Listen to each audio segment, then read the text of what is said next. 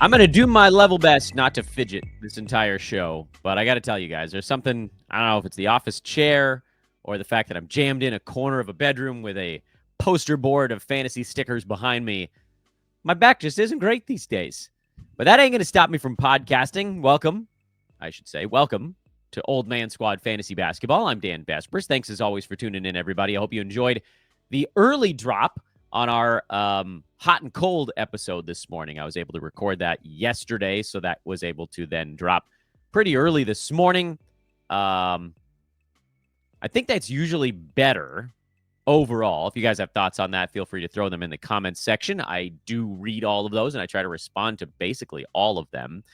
But there isn't really a whole lot I can do about getting the recaps out sooner right now, unless, like, if there's a weird day where all the games are over early, such as tonight, maybe that's the kind of one. But then we're not going to do a recap show on a one-game Thursday. We're going to do a full weekend review. Anyway, whatever. You got a little bit of fast forward.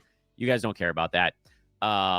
You guys want to know what the hell is going on today's program. And the first thing we're going to do, we're just going to dive straight frickin' into a thing. I'll try to do this more often. This is my nightly top 5 from yesterday. I did a short on this, but I wanted to start the show by talking about these topics and not even doing a welcome first. Number 5 on my list was Malik Beasley from yesterday. He had a huge fill-in game. It's what I'm calling the double burger, not because it's 2 burgers, but because there were 2 guys out to get him to this spot. It also took an overtime game, so it's almost like a triple burger. 26 points, 10 boards, 4 assists, 8 3-pointers for Beasley. But Ivy and Tim Hardaway Jr. were both out. So not only did it thrust him into the sort of double feature mode of what he was doing plus what Tim Hardaway was doing, but there was so much in the way of extra just go try to create some stuff, because it can't all be Cade Cunningham, although it frankly almost was. Cade took 34 shots in the ball game. And if both those guys are out again, then Beasley is a terrific, and I have to get him higher up on my board. I think I only had him as a 0 burger. I guess we didn't know what it was going to be like, but he's getting ratcheted up a notch. He's a 2 burger fill-in, provided both of those guys are out again. Wemby went for 50 last night. There's not a whole lot to say about that other than, hey, guess what? He's number 2 in fantasy. So all the hemming and hawing for the first week or two, he's fine. He's Victor Wembanyama. He's fine. He's not Nikola Jokic, who's running away with number 1, but Wemby's fine. And then with Giannis, also fine. He actually even had a good free throw shooting game and kind of a magical, weird twist. I think he had 16 out of 17 at the line yesterday. Moved him up to number 37 on the year because it raised his free throw percent from like 55 to 61. He's still a true bona fide punt free throw guy, and if you have him, you should just be punting free throws. But his other stuff is extraordinary. Number 2 and number 1 on the list are maybe the most interesting of them. Donovan Clingan went totally buck wild. 17 points, 12 rebounds, 8 blocks, and then just fully ran out of gas late. But he still got 31 minutes under his belt. And this, much like Malik Beasley, came as a double burger situation because no DeAndre Ayton, no Robert Williams III, also known as the Time Lord, a nickname I'm sure he would love to shed at this point. But it actually creates, I believe, 2 ads, and it's Clingan and it's Robert Williams, because we don't really know. I thought that DeAndre Ayton thing was going to be a shorter-term deal, but then he missed both halves of the back-to-back, and now Portland's off basically forever. So if you're looking at it on the head-to-head side, it's kind of a difficult ad to make in because we don't know if Ayton's going to be back, and we know the Time Lord's going to be back because his thing was just scheduled rest. As far as Portland goes, though, they do have a back-to-back towards the end of next week, Friday, Saturday of next week, but they only have 2 games over 8 days between now and then. So head-to-headers, you guys are probably tuning me out right now. Roto folks, I would prioritize Robert Williams, although I think he does get traded. Wherever he gets traded, someone's going to want to use him. A lot of people are talking about the Lakers. People are talking about the Pelicans. Can you imagine that dude on the Pels? They don't have a center they trust at all right now. He would play 20 minutes a night. it's sort of all upside on Robert Williams. And then when he gets out of the way, then Donovan Clingan can step into a more consistent, larger role. So I like the idea of having both of those guys specifically on a games cap type of league where you don't have to play them every day, where it doesn't hurt when Robert Williams rests, things of that nature. And finally, my number one, Kris Dunn into the starting five. He is, to me, a run, don't walk pickup guy. And I know maybe I'm getting a bit out over my skis on this, and maybe it doesn't stick, but he happened to be a plus 11 in a game the Clippers lost by 8, and it was not fluky. When he was on the court, they were just better than the Rockets, and when he wasn't, they were substantially worse. Also, his presence made James Harden better. To have a point guard out there alongside him so that Harden didn't have to do all of the fighting up the court and all of the orchestrating and all of the scoring on top of it. I love Kris Dunn. I think the Clippers saw what they wanted to see out of him. Terrence Mann played better off the bench than he did in the starting five. So everything points towards they're going to do this again and see if it works again. And Kris Dunn is a great assists, steals guy. And we have, if you want the example of why to do this, go look at Kris Dunn's entire career and just isolate the games where he plays 29 minutes or more. They are beautiful. Betonline is the world's most trusted betting platform and your number one source for online betting. Yeah, I said platform. I can talk. From the earliest odds to in-game live betting, BetOnline provides you with all the action and the ability to watch the games as they're happening. BetOnline has the largest selection of odds on everything from football, NBA, college basketball, NHL, UFC, MMA. So head to BetOnline today to get in on the action with America's most trusted site for online wagering. BetOnline, the game starts here. Please, folks, take a moment to hit that like button.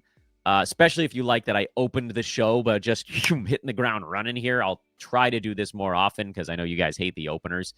So hit that like button, subscribe if you like what we've been doing here. And if you like getting the information right up front, hit that subscribe button. And if you're listening on Apple or Spotify, you guys have been incredible so far, especially Spotify listeners, where we are approaching 300 five-star reviews already, and we've only been in existence for a few months. So please keep dropping those, and we will keep rumbling along.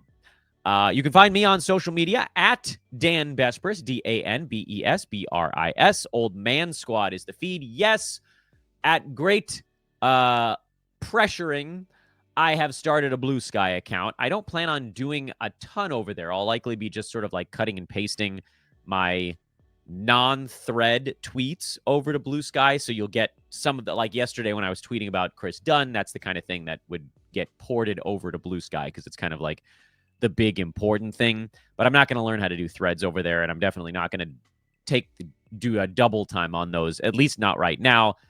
If it ultimately passes Twitter, then certainly I'll end up putting everything all the time on both spots. But for now, we'll just get the really important stuff. The Blue Sky handle is Old Man Squad, the same as the network handle over on Twitter. Now, the Twitter one is mostly about retweeting other hosts. The Blue Sky one is basically going to be my personal account there. So that'll more closely parallel what I tweet from my own account on Twitter, if that makes any sense.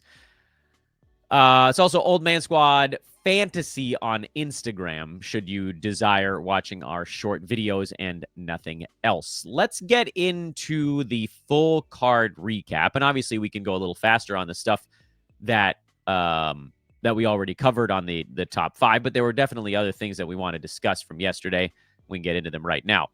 Pacers, back to forgetting how to score. Tyrese Halliburton shot, 3 for 14 yesterday? He did have 11 assists, so at least that's something.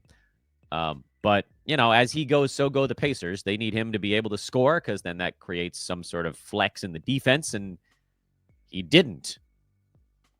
There's nothing else there, really, other than a buy low. Jonathan Isaac played 22 minutes for the Magic. That's something to keep an eye on because 20 minutes and he can post some big fantasy lines. And you saw it yesterday. 8 points, 11 boards, 2 threes, 3 blocks.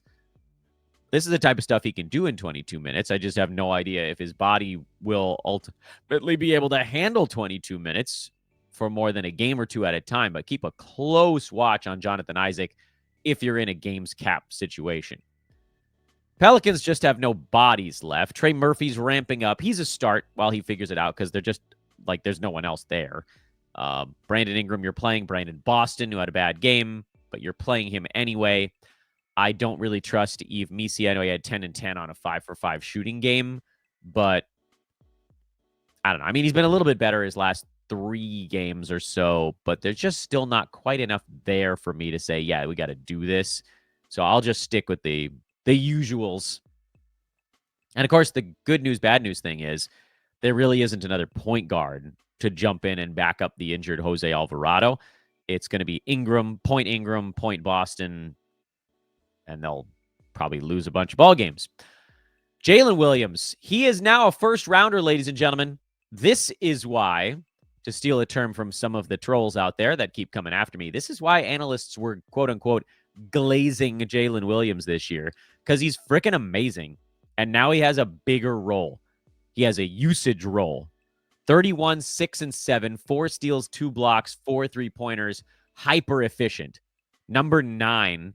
And his free throw number's still going up. He's not that far behind Shea.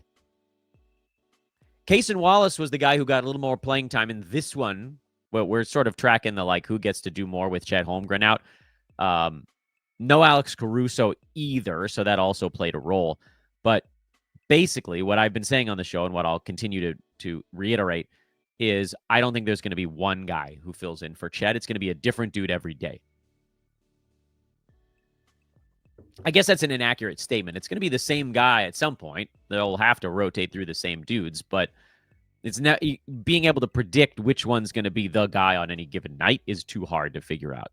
And I know Wallace got 5 steals. That's what you're gunning for if you drop him into a lineup, but you're not doing it on the roto side. Lou Dort continues to get big-time defensive stats, so keep riding Lou Dort until the whole thing comes apart. And eventually it's going to cool off, but it hasn't yet, so enjoy. Cavaliers took them a half to kind of figure this thing out, but then ultimately they put the zombie 76ers away. Donovan Mitchell starting to get it going a bit after a slow start to the year. He's still not anywhere near where we thought he'd be at number 26 at the moment, but he's getting there. He was number 50 about 4 days ago, so he's on the rise. There are no real surprises with this team.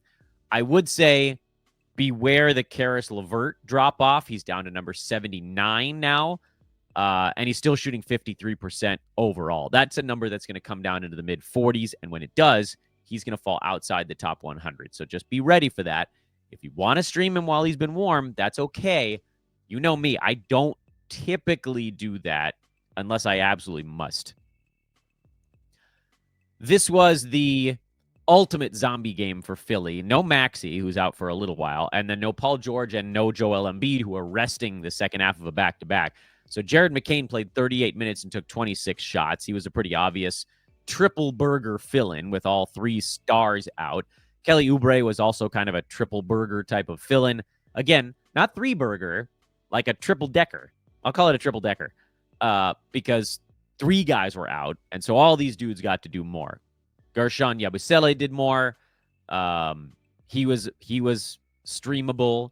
Oubre was streamable. McCain was sort of a must-stream. Caleb Martin has had 2 good shooting games in a row, and I'm very much on the fence with him because we've kind of seen the bad. Now we're seeing the good. He's still ranked number 210 in 9 category formats because the percentages stink.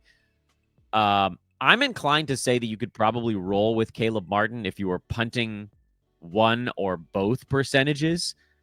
And I'm in you guys know, I've talked about it over the years. I'm in this sort of wonky 11 category league that plays more like a points format because you can get away with punting a couple of things instead of just one. And so I often punt field goal, turnover, and one other big man category. And so for someone like Caleb Martin, who, I think ultimately the free throw probably comes back up a little bit, maybe not to a great number, but we're talking about a guy who's at 68% on volume right now. And a lot of that feels not sustainable. like kind of in a double fashion, because he had a 5 for 10 free throw shooting game. There's 3 games already this year. He's taken 10 free throws in a ball game. I don't think he had ever done that in his NBA career in 5 years prior to this one. And he's a 75%er long term. And he averages about 2 free throws in starters minutes. And this year he's at 4.5. So not only is the percentage going to go up, but the volume's going to come down. So it's sort of like a double win in that regard. So I don't know that, like, there's a lot of stuff that's working back in his favor. I think you probably need to be punting something for him to be statistically relevant. And I don't mind the fact that stars are coming back, because it doesn't change what he does all that much. He's a floor spacer, plays defense, gets some rebounds out of that sort of big wing spot. And no one is coming for his minutes right now, in kind of an interesting little twist. So all that to say, you could probably watch list him if you're in a traditional 9-cat and you're not punting everything. Boston lost in Atlanta over the previous game, and they weren't going to let that happen again. So they came into Brooklyn and laid a beat down on the Nets with no Al Horford. And so the question was, would a center step up and make a big difference? And the answer was nope. Derek White's minutes were low in this one. He had some fouls early, and then they sort of didn't need him late because Peyton Pritchard was hot again. What a crazy start to the year for Peyton Pritchard. Here's the thing. This is a we need to hold 2 thoughts in our head moment again. Pritchard is number 55 in 9-cat, which is great. Thing number 1 to hold in our heads is he's probably going to come down from that mark. But thing number 2 is he's going to be much better than what it seemed like he would be when the season started, because he's the guy that wins anytime anyone is out. When Al Horford's out, he's going to get to do a little bit more. When Jaylen Brown was out, he's going to get to do a little bit more. Jrue Holiday, if he sits a game, Pritchard's going to win. If Derek White gets into foul trouble or misses a game, Pritchard's going to win. He's the universal 6th man for this team right now, although when Porzingis comes back, that might end up being Al Horford instead. But there's still a lot of room for him, certainly until Porzingis comes back, and then we'll kind of see what happens after that. So you got to ride him probably for the next month and a half at the very least. Even if he goes frightfully cold, you probably still end up kind of hanging on. You could bench him in Roto if you wanted to. Elsewhere in this one, Jrue Holiday, 4 defensive stats. Thank goodness. You knew it was going to happen. He's still nowhere near where we expect him to be at just half a steal and 0.2 blocks. But everything else is exactly where it needs to be. All we're waiting on with Holiday is for the steals and blocks to get where they should be, and then he's a top 85 guy, or maybe even a tiny bit better if the other stuff continues to trend up, and then everything is fine when you listen to the DRE. Zaire Williams exploded for Brooklyn, but I'm not doing anything with it. Otherwise, things have pretty much leveled off for the Nets. Bad game for Nick Claxton, but he's fine. Cam Johnson, a rare down game, but he's fine. Dennis Schroeder's cooled off after his hot start. He's still been okay at number 47, but trending down. Cam Thomas, I think, might be, he's number 90 right now. He's hanging on just inside the top 100, which is exactly where we said he'd be if you weren't punting field goal. We continue. Io finally got things together with a more efficient game and some defensive stats, but I still think he's one guy away. Patrick Williams has had a couple good ball games in a row, but I also think he is one thing away from being more consistently a fantasy viable player. Right now, he's riding high over the last week on 2 steals per game and 0.8 blocks and 2 3-pointers. Probably not fully sustainable, but someone to keep in mind. He's an excellent schedule play.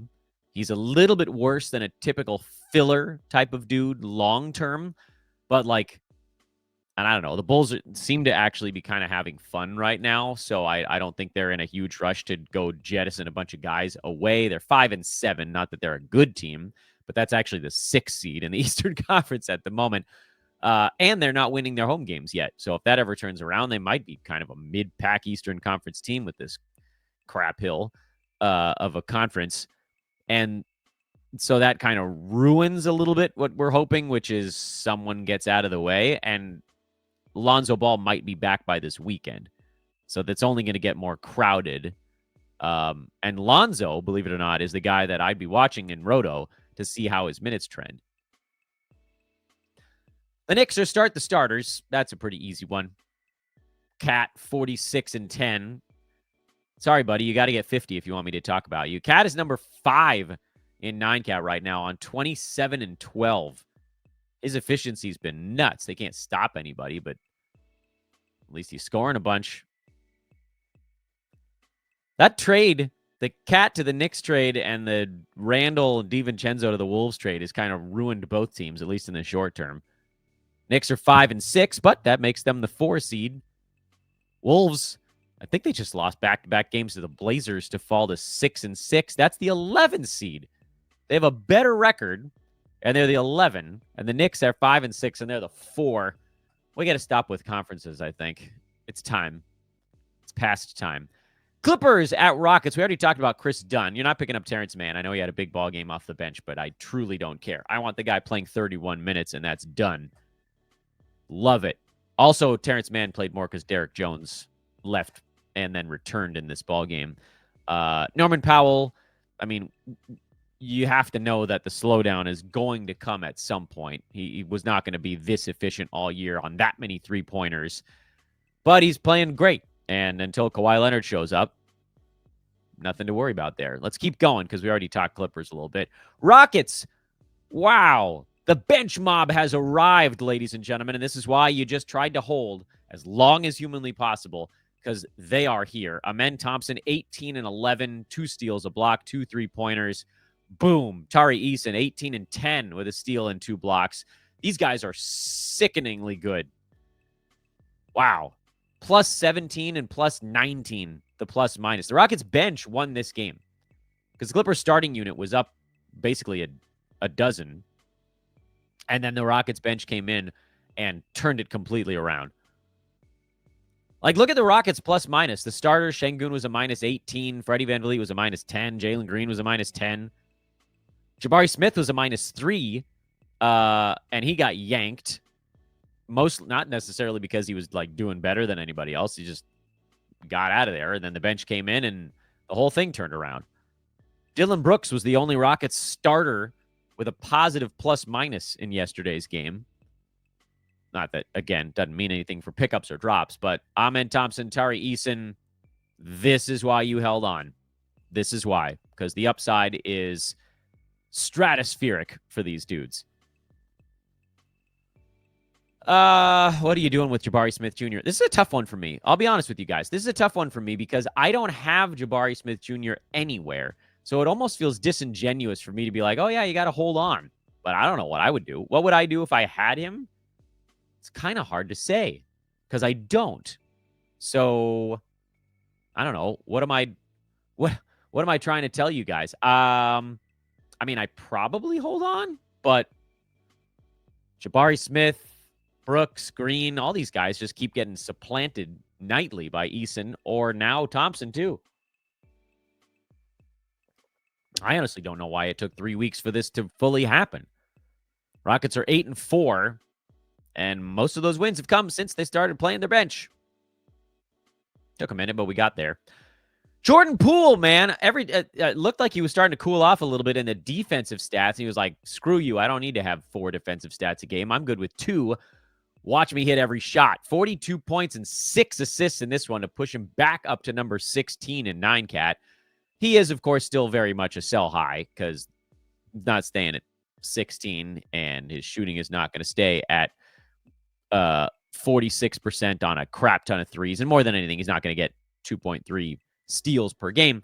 But he very well could be a top 50 guy this year, and that's why he was a target. We talked about Poole a lot. I faded him last year. I backed him this year. How many times? I mean, I said that probably 50 times during the preseason because I wanted to be so clear about it. He was the perfect post-hype guy, and he's living up to it. Valanciunas had a double-double. Just keeps doing enough.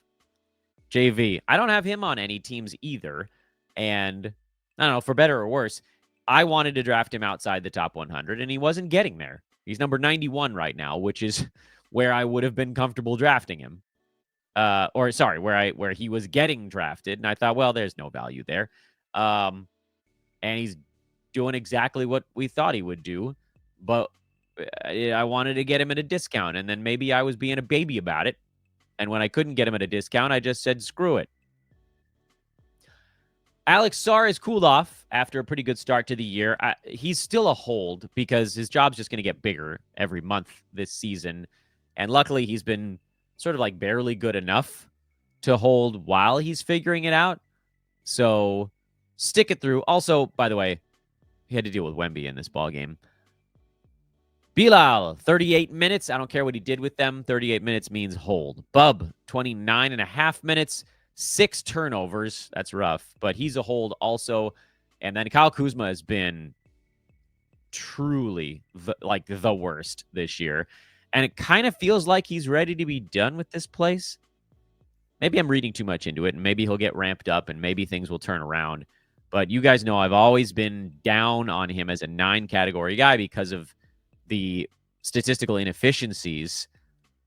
I'm just not a guy who drafts the counting stats dudes. I need a guy that has some kind of percentages advantage, and he's not that guy. And now it seems like maybe that has helped us avoid a landmine.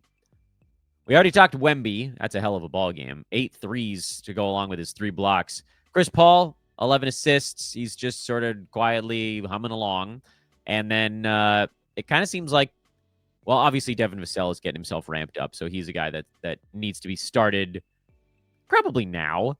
And Stephon Castle was a guy we were watch listing. You can keep him on your watch list. Keldon Johnson is a drop. Julian Champagny is probably a drop. He played a little better in this one, so the minutes were a little bit higher, but there's just no upside there. And then obviously you're not picking up Harrison Barnes unless you're a crazy person. Detroit.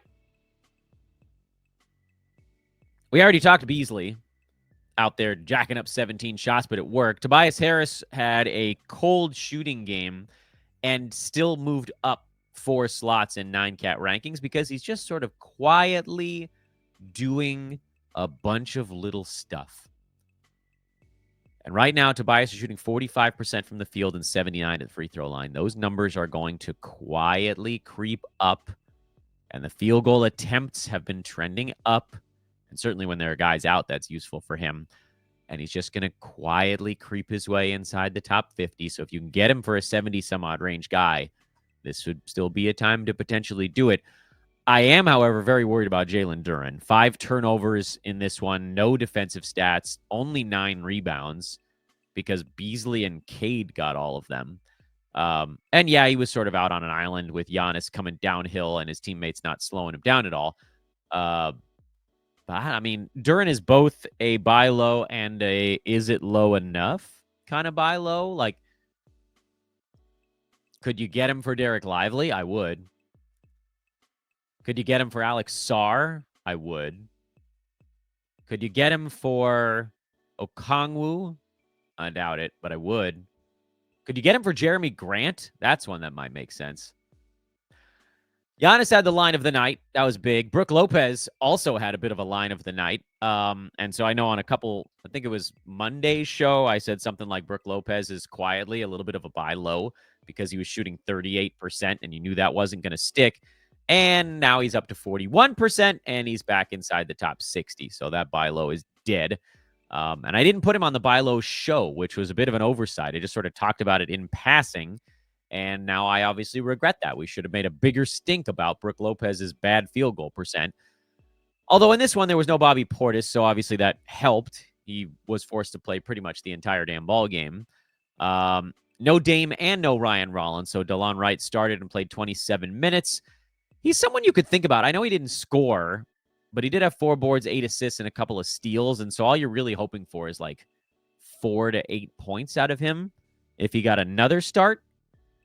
But we'll have to wait and see because I don't know if Dame will be back. I don't know if Rollins will be back. That one you can squat on. Taurean Prince had a double-double. He's doing this about once a week where he has a serviceable fantasy game and then he goes bad for 3 days. Or 3 games, really. So, pass. Minnesota lost again. Anthony Edwards had 4 steals, so that was pretty good.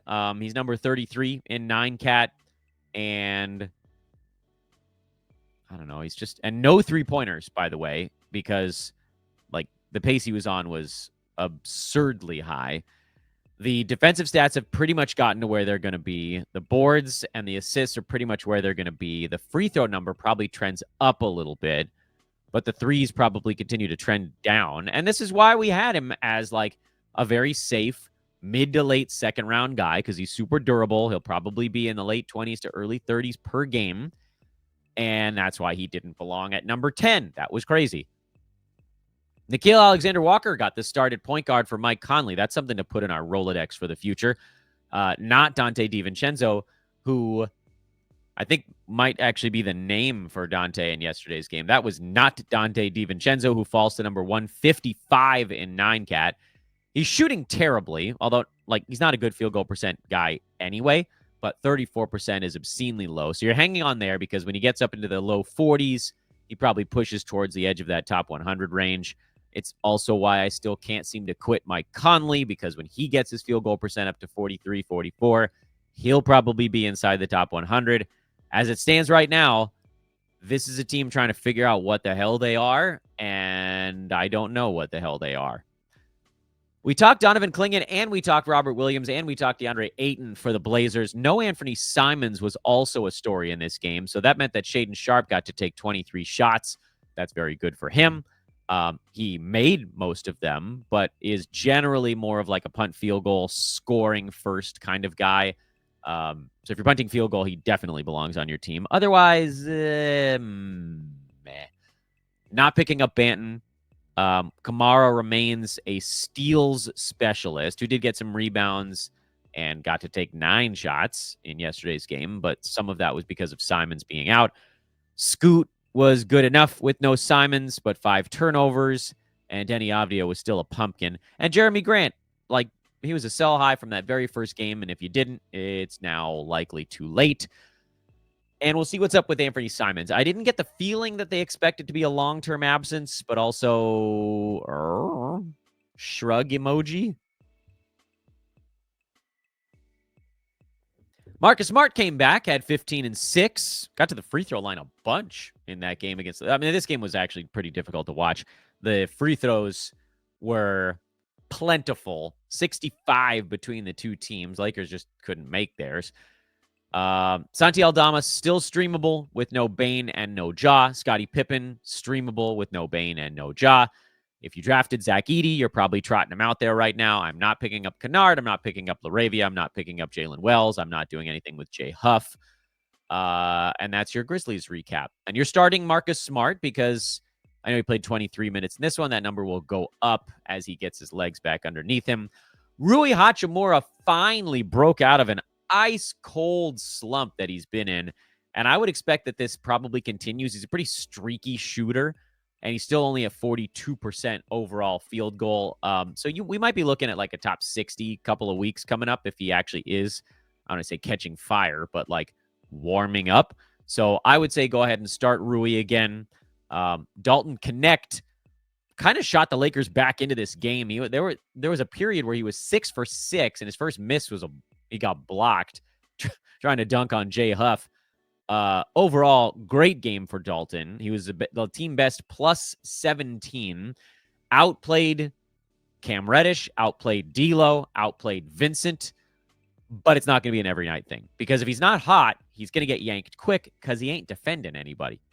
He's not a good rebounder. He's not a good defender. Some of that stuff will get better as he learns the NBA. But this is a game where Dalton, they needed his shot making. And so there you go. Anthony Davis had some foul trouble, managed to kind of weave his way through it with a better fourth quarter. LeBron is superhuman with his 3rd straight triple-double. I think the 40th 30-point triple-double in his career or something like that. Too many turnovers for Bron. That was problematic. And he finally missed a few free throws, which is also a little bit of a problem. But he's number 13 in 9-cat, so who the hell cares?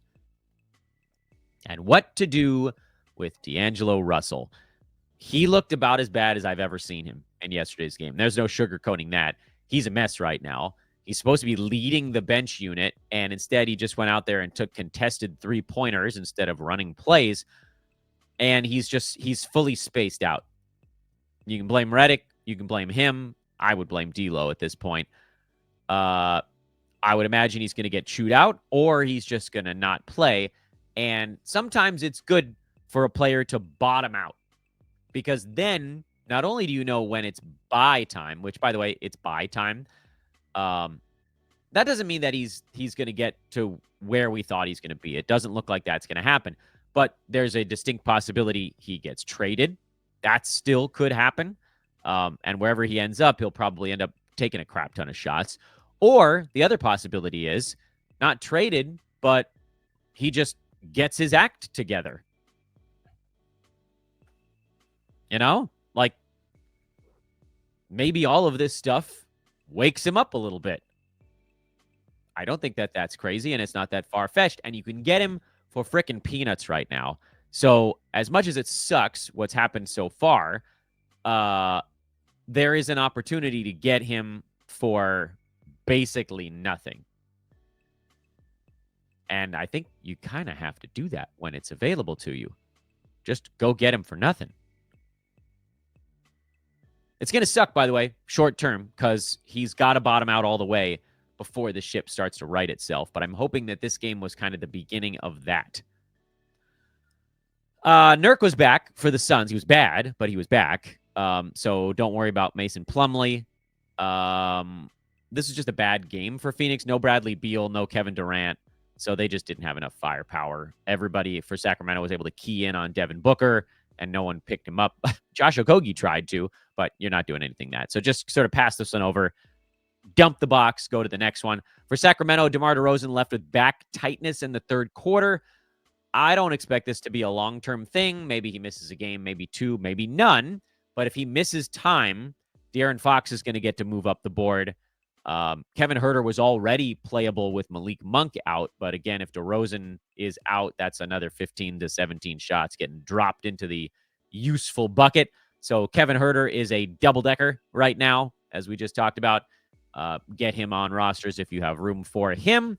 And hopefully DeMar doesn't have to miss more than a game or two. And that's your recap from yesterday, everybody. Hopefully you guys like the new format, starting with sort of like the big highlights and then going through the rest. That's something that I can try to do going forward, especially on these bigger cards, because some folks were putting in the comments section, Dan, you know, the title of the show is like, there are three amazing must-add guys, and I had to listen to 40 minutes to figure out who the hell they were. Guys, I want you to listen or watch the whole show, but I understand that we are all time strapped. So trying to help you out in that regard. So we got the big hits at the beginning, the big ads at the beginning, the big stories, and then those that like the nuance and the other stuff and all the little things going on in between. That's why we got the rest of it. That's it for shows today. You guys got the hot cold show in the morning. So this recap show is the last one. We're not going to preview the one game tonight. It's Dallas and Utah. You need to figure this crap out. Walker Kessler's out already, so John Collins' show continues. Jordan Clarkson, as we talked about, he's warm right now. So if you're streaming, just be ready for the wheels to come off. And then with Dallas, nothing, honey. Follow me on social, at Dan Vespers on Twitter. Again, at Old Man Squad. The network feed on Twitter. The actual, that's me on the new Blue Sky. Again, we'll see how this all goes. I feel like we do this song and dance about once every 7 or 8 months. But again, I'll post just the big stuff over there. And Old Man Squad Fantasy on Instagram, because I've done an absolutely terrible job of getting all of my names to line up with one another. Remember to hit the like button on your way out. We got to overwhelm that one guy who hates me so much that he hits the thumbs down every single show. Subscribe, please. Don't forget to do it. And a lot of people on Twitter, like, you guys get my stuff because of the algorithm, but don't forget to follow over there. Like, actually check to make sure that you are following so you get everything. And then those 5-star reviews. Thank you much in advance. I'm Dan for Old Man Squad. We'll see you guys tomorrow with the big Friday week in review. It's a double dose. We got the week in review and then the 30-team weekend preview. Fridays are long, busy podcast days, but I freaking love it. See you guys then.